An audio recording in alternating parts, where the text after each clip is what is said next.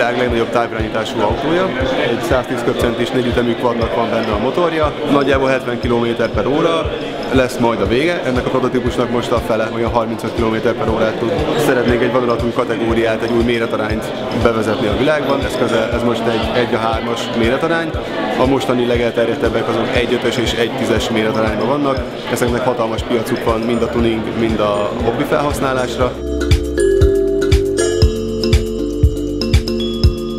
A kiállításra a FunSpotter alkalmazást hoztuk. A felhasználó beloginol a Facebookos akkontjából, majd utána személyre szabottan adunk neki programajánlást különböző programokból. A lájkok alapján pszichológiai profilt készítünk minden felhasználóról, és az alapján ajánljuk ki neki a szabadidős programokat.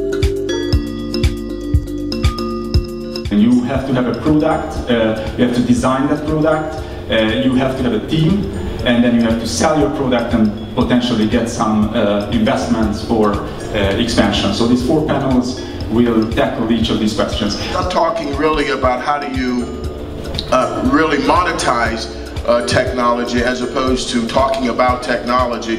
You'll get more of a business perspective from me because that's what I've done. I now run a company.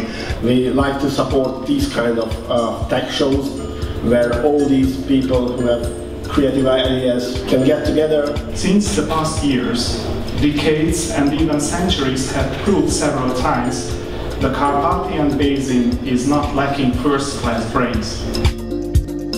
Az iParking egy intelligens parkoló és navigációs rendszer, egy nagyon hétköznapi problémára ad egy nagyon jól használható megoldás, ami nem más, mint a szabad parkolóhelyeknek a megkeresése a plázán belül, és egy ilyen alkalmazás segítségével a mobiltelefonunkon láthatjuk azt, hogy melyikek az éppen aktuálisan elérhető szabad parkolóhelyek, nem csak arról van információnk, amik éppen a látókörünkben vannak szabad parkolóhelyek.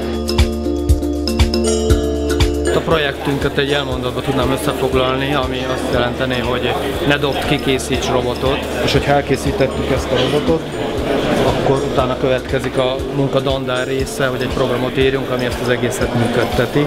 Vagy számítógépen, vagy pedig a fiataloknál új népszerű okostelefon segítségével tudjuk ezt a programozást elvégezni.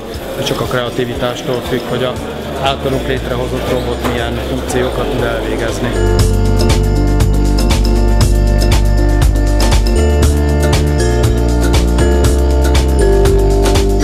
Hoztunk első körben egy szkennert, ami Kinect alapon beszkenneli a modellt, az egyik kollégánk letisztítja, és utána a másik kollégánk általa készített nyomtatóval kinyomtatja ezt.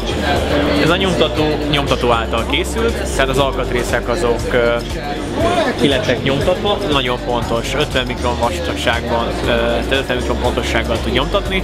Itt a kollégák is a másik standon egész jó pontossággal dolgoznak. Népszerűsíteni szeretnék igazából magát a technológiát, mert Magyarországon ez nem annyira ismert. Ez egy iPhone 4 telefonra való tok. Nagyon jó dolgokat lehet elérni például. Van egy alkatrészünk, ami eltölt, de már mondjuk nem lehet boltban kapni, vagy túl drága. Akkor beszkenneljük és kinyomtatjuk.